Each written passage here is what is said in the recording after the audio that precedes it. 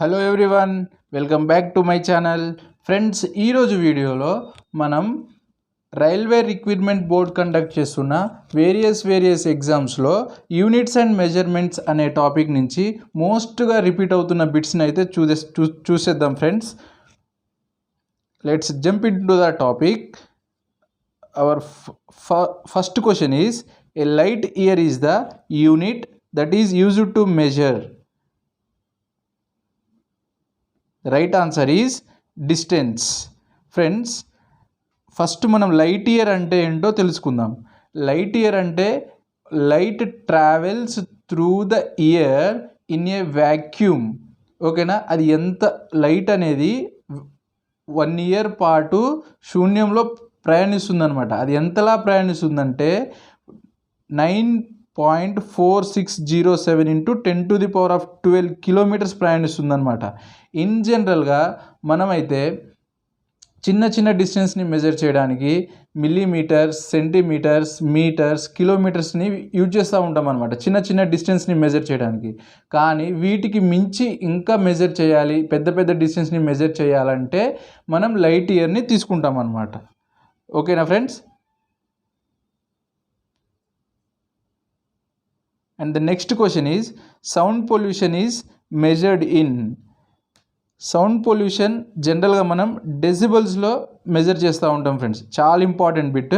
And ఇంకో question sound నుంచి ఎలా అడగొచ్చు అంటే, loudness of the sound is measured in. దానికి కూడా same answer, decibel.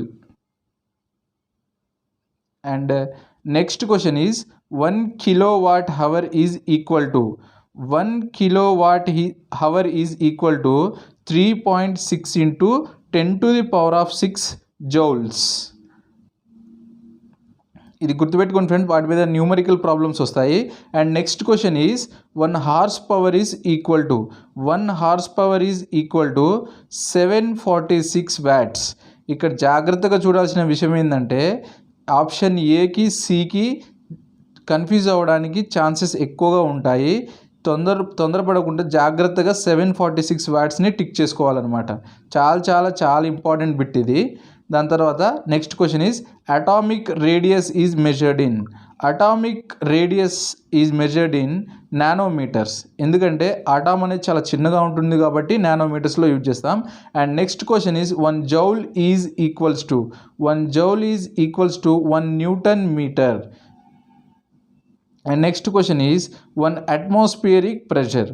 1 atmospheric pressure is equal to 1.01 into 10⁵ pascals అనమాట. సమ్టైమ్స్ మనకు బార్లలో కూడా అడుగుతూ ఉంటారు. And next question is, which of the following is the unit of temperature. Right answer is kelvin. And next question is, dash has SI unit of amperes. Right answer is electric current.